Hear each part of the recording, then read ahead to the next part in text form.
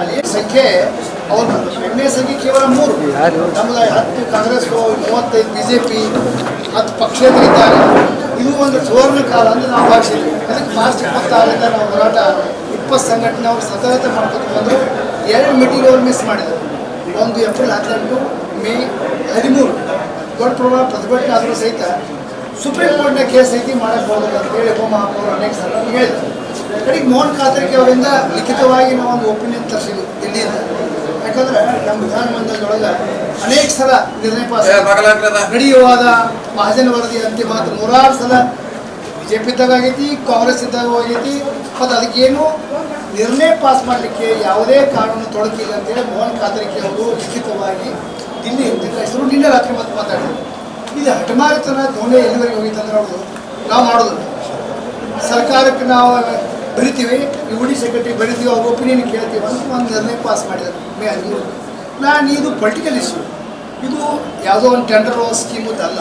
UD secretary ಬರೆಯೋ ಅವಶ್ಯಕತೆ ಇಲ್ಲ ಅಂತ ಹೇಳಿದ್ರು ಇವರು ಒಪ್ಪಿಗೆ ಕೊಡಬೇಕು. ಅದಕ್ಕಾಗಿ 55 ಮಂದಿ BJP ಇರಲಿ, ಕಾಂಗ್ರೆಸ್ ಇರಲಿ, ನಮ್ಮ ಕನ್ನಡಿಗರೇ ಕರ್ನಾಟಕ ಪರವಾಗಿರುವ.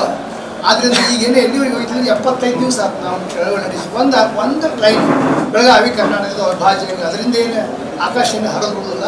ಆದರೆ ಏನು 2005 ಏನು ತಪ್ಪಾಗೈತಿ ಅದನ್ನು ಸರಿಪಡಿಸುವಂಥ ಪ್ರಯತ್ನ ಮಾಡಬೇಕು ಅಂತ ಹೇಳಿದ್ರು. ಹೇಳಿಲ್ಲ. ಇವತ್ತು ಬೆಳಿಗ್ಗೆನೂ ನಾಗನೂರು ರಾಜು ಅವ್ರ ಮನೆ ಮೀಟಿಂಗ್ ಆಯಿತು, ಅವರು ಸ್ಪಟ್ ಹೇಳಿದರು. ವಿಕೆಟ್ ಸ್ವಾಮಿಗಳು ಕೇಳಲ್ಲ ಫೋನ್ ಮಾಡಿದ್ರು, ಅವರು ಸ್ಪಟ್ ಹೇಳಿದರು. ಅದಕ್ಕೆ ಇದು ಕೊನೆಯ ಅಸ್ತ್ರ ಅಂದ್ರೆ ಮತ್ತು ನಾವು ಪ್ರಾದೇಶಿಕ ಆಯುಕ್ತರಿಗೆ ದಿವಸ ಒಂದು ಮೆಮೊರಂಡಮ್ ಕೊಡತ್ತೀವಿ. ಜೂನ್ 1ರಿಂದ ಅವ್ರಿಗೆ ನಾವು ಹೇಳಿದ್ದೀವಿ ನಾವು ಸರ್ಕಾರಕ್ಕೆ ಒಂದು ವರದಿ ಸಲ್ಲಿಸ್ರಿ. ಯಾಕಂದ್ರೆ ಕಾರ್ಪೊರೇಷನ್ ವಿಷಯದೊಳಗೆ ಪ್ರಾದೇಶಿಕ ಆಯುಕ್ತರ ಪಾತ್ರ ಯಾವಾಗಲೂ ದೊಡ್ಡದಿರ್ತೈತಿ. ಅದಕ್ಕೆ ನಾವು ವರದಿ ತರಿಸ್ಕೊಂಬತ್ತೀನಿ. ಕೊನೆಯ ಅಸ್ತ್ರ ಸರ್ಕಾರ ಇದನ್ನು ಕ್ರಮ ತೊಗೊಳ್ಳೇಬೇಕಾಗತ್ತೆ. ಯಾಕಂದ್ರೆ ನಾಳೆ ನಾವು ಇದನ್ನು ತೊಗೊಂಡು ನಿರ್ಣಯ ಪಾಸ್ ಮಾಡಿ ನಾವೇನು ಕಿಶೆ ಇಟ್ಕೊಂಡು ಹೋಗೋದಿಲ್ಲ. ಇದು ಸುಪ್ರೀಂ ಕೋರ್ಟ್ಗೆ ನಾವು ಕರ್ನಾಟಕ ಪರವಾಗಿ ಏನು advocate and record Nishant Patil ಮನೆ ನೇಮಿಸಿದ್ವಿ. 2-3 ಸಲ ಒಂದು ತಿಂಗಳು ಒಪ್ಪತ್ತನೇ ಬರ್ತೈತೆ. ಈ ದಾಖಲೆ ಆದರೆ ಕರ್ನಾಟಕ ಪರವಾಗಿ ಒಂದು ದಾಖಲೆ. ಅದಕ್ಕಾದ್ರೆ ಸಭೆಯಲ್ಲಿ 13ನೇ ತಾರೀಕು ಆದ ಸಭೆಯಲ್ಲಿ ಸರ್ಕಾರ ನಾಮನಿಸಿದಾದಂಥ ರಮೇಶ್ ಸಂಟಿಕೆ ಅವರು ಮತ್ತು ದಿನೇಶ್ ನಾಶಿಪುಡಿ ಇಬ್ಬರೇ ವಿಷಯ ಇದ್ದಿದ್ದಾರೆ. ಬೆಳಗಾವಿ ಕರ್ನಾಟಕದ ಧ್ವಜಾಜ್ಞೆ ಅಂತ ಹೇಳಿ ಉಳಿದಂಥ ಯಾರೂ ಸದಸ್ಯರು ಇದ್ರ ಬಗ್ಗೆ ವಿಷಯ ಇರಲಿಲ್ಲ.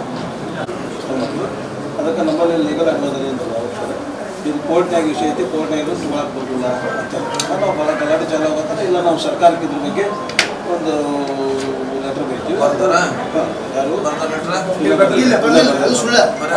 ಅವರು ಸುಳ್ಳು ಹೇಳಿದಾಗ ಆ ನಂತರೇ ನಗರಾಭಿವೃದ್ಧಿ ಪ್ರಾಧಿಕಾರಿಗಳಾಗಿ ಲೆಟರ್ ಬರ್ತಾ ಉಂಟಾಗ ಇಲ್ಲಿವರೆಗೆಲ್ಲ ಬರ್ತಿರ್ತಾರೆ. ಯಾಕಂದ್ರೆ ಅವ್ರು ಕಳಿಸುವಂಥ ಮುಂಚೆಗಿಲ್ಲ. ಅದು